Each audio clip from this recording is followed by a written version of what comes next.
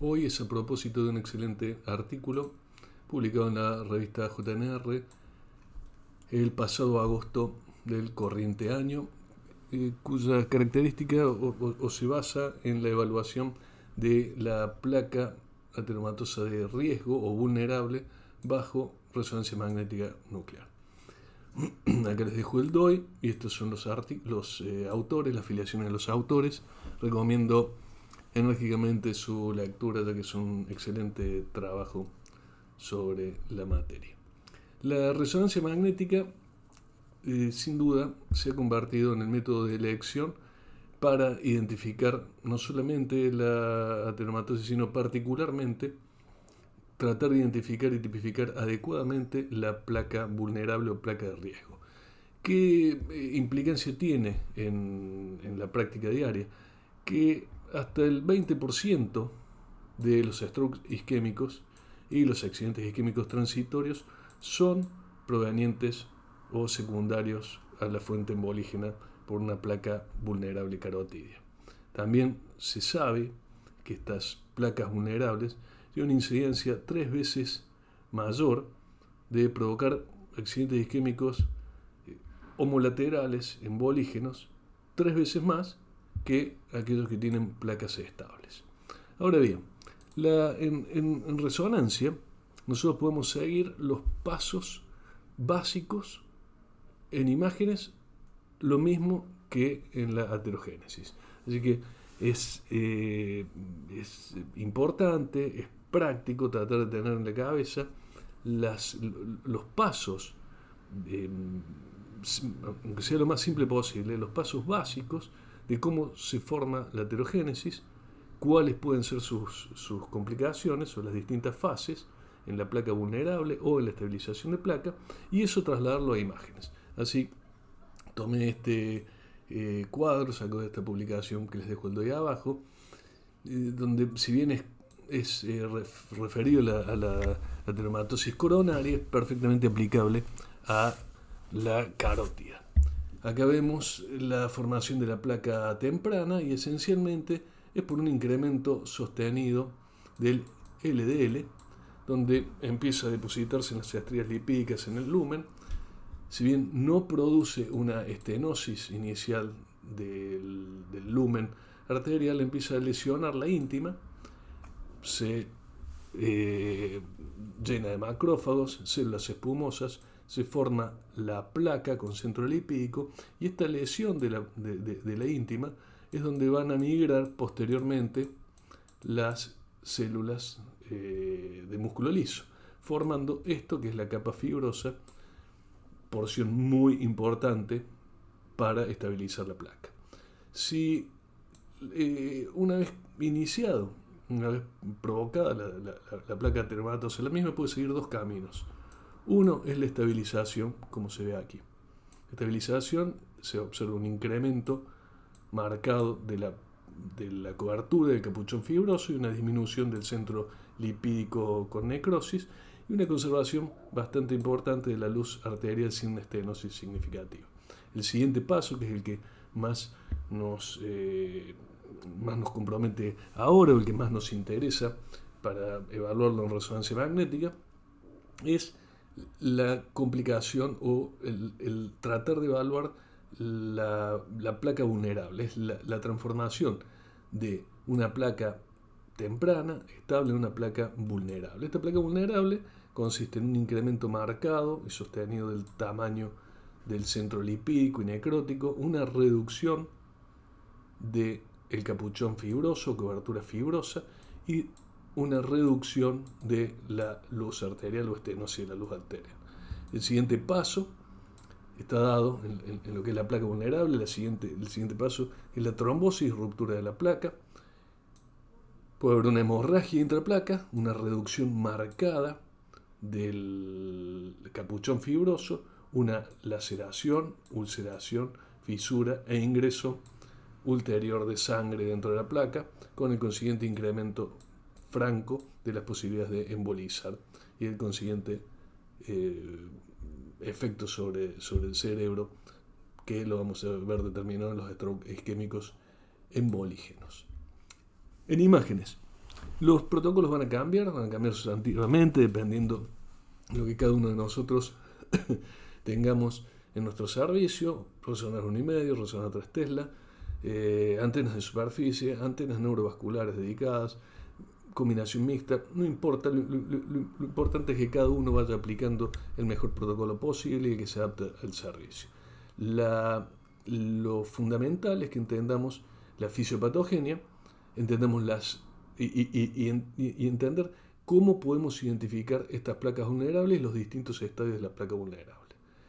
La secuencia básica que utilizamos es el T1 FATSAT preferentemente, los derivados de ponderación en T1, derivados de gradiente de eco, MERG, FSPGR, T1 Cube, 3 de T1, etc., dependiendo cada marca de equipo. Y por último el uso del contraste, que preferentemente o ideal debería ser siempre con técnica de saturación grasa.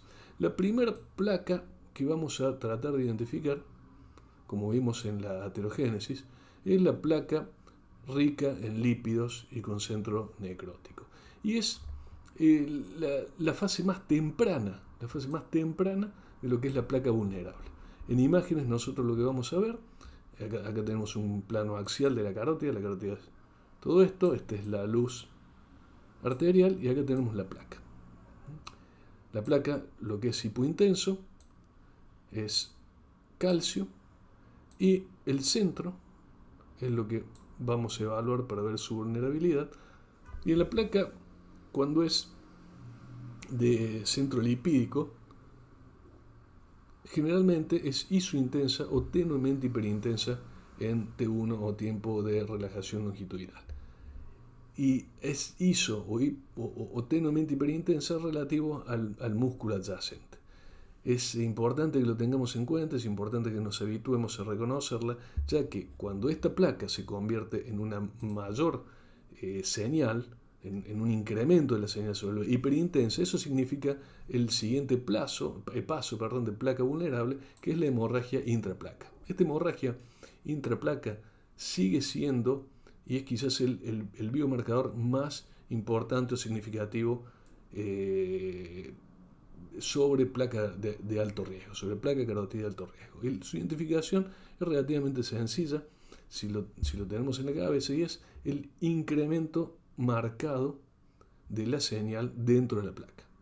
¿Okay? Acá vemos, este es el mismo paciente con distintas técnicas de T1 y T1 derivado de la ponderación con gradiente de eco, y vemos cómo todo esto es la arteria carótida interna, la luz arterial, todo esto es la placa, y lo hiperintenso, claramente hiperintenso, es la hemorragia intraplaca. Vuelvo a lo mismo, comparémoslo con esta, que es la placa lipídica con centro necrótico, es hiperintenso, pero es muy distinto a esta hiperintensidad notable en la hemorragia intraplaca.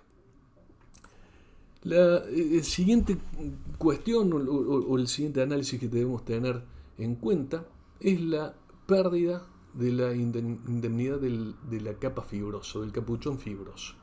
El capuchón fibroso, ya lo vimos en la aterogénesis, es la primera respuesta, la respuesta más importante que tiene a la primera lesión de la formación de la placa, y donde migran las células de músculo liso para recubrirlo. Acá se ve muy bien las células de músculo liso, que se ve muy bien el músculo liso,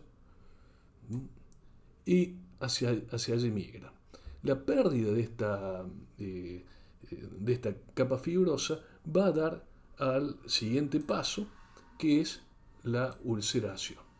La ulceración, todos los neuroradiólogos o radiólogos estamos acostumbrados a verla, identificarla, ya sea en tomografía, en resonancia o en ultrasonido, y se identifica como áreas ulceradas de 1 a 2 milímetros o más dentro de lo que es la placa. Generalmente la ulceración se produce proximal a la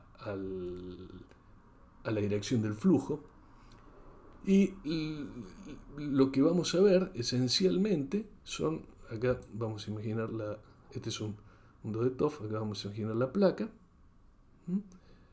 Y ahí podemos ver la ulceración. ¿Okay? Hay una pérdida de la cobertura del capuchón fibroso que es sumamente importante para la contención y la, y la estabilidad de la placa. ¿Okay? Acá vemos la misma diapositiva anterior, donde se ve muy bien la ulceración y entonces nosotros podemos verlo y también, si nos damos cuenta, podemos trasladarlo a nuestras imágenes diarias. La siguiente evaluación que nosotros podemos hacer en diagnóstico, si bien el uso del contraste, los radiólogos generales, los no radiólogos en vaso de cuello no es tan ampliamente utilizado, los cardiólogos lo utilizan más, va a ser la evaluación de esa placa con el contraste endovenoso. Es muy importante hacer la técnica de FATSAT para poder evaluar adecuadamente qué es lo que realza real y no que esté superpuesto. Y lo que representa generalmente es área de neoangiogénesis o área de inflamación. ¿Y dónde se van a dar? Generalmente donde se produce la ruptura o está hecha la ruptura de la capa fibrosa. ¿Okay? En este paciente, acá vemos, esta es la carótida, acá vemos la luz carótida, todo esto es la placa, y lo que estamos viendo acá es sangre intraplaca, hemorragia intraplaca, y en este área, que es el área que va a captar fuertemente, es el área de donde se provoca la inflamación y donde se va a ulcerar o está ulcerado. Así que, bueno, incrementa el riesgo y es un dato que nosotros debemos no solamente buscar, sino que lo debemos aportar en el informe. Por último, vamos a dar un mínimo de señalamiento de hacia dónde van o hacia dónde se va en esto de la caracterización de la placa. Y esencialmente hay dos áreas de sumo interés actual. Uno es el tratar de evaluar lo que se ha denominado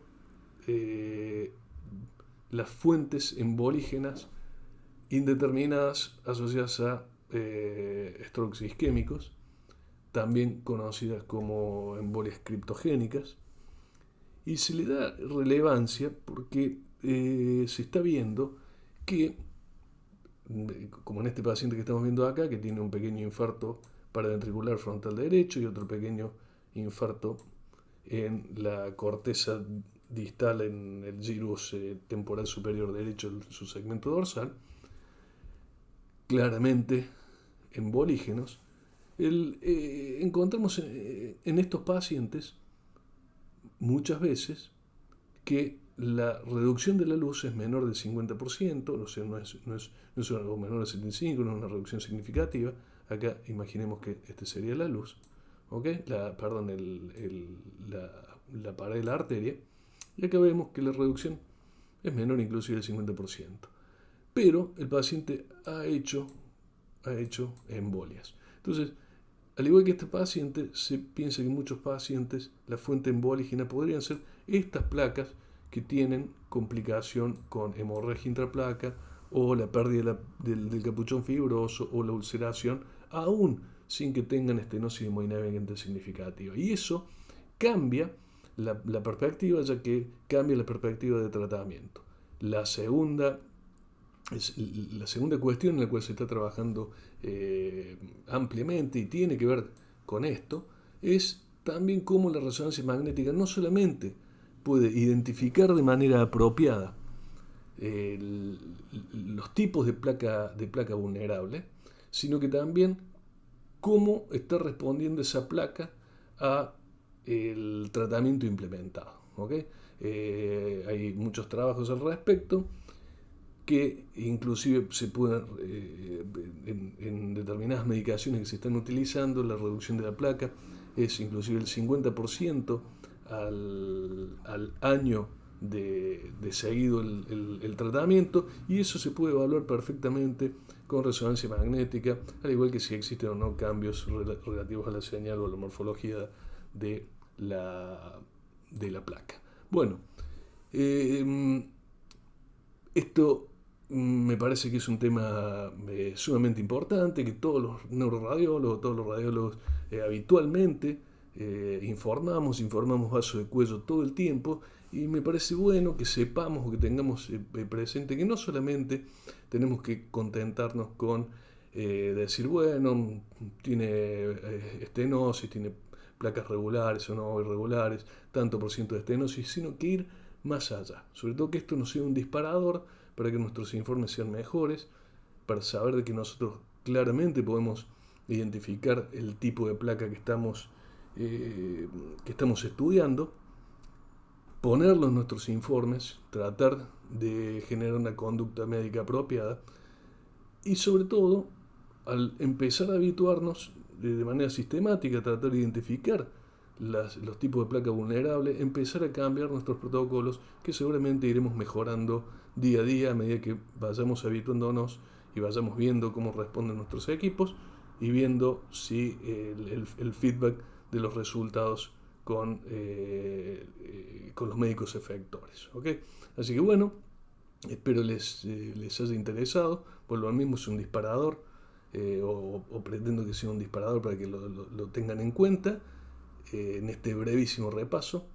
Y bueno, recomiendo nuevamente, hay muchísima bibliografía, mucha literatura al respecto, pero el artículo que les puse al comienzo de la charla, para que lo estudien y lo repasen. Nos vemos.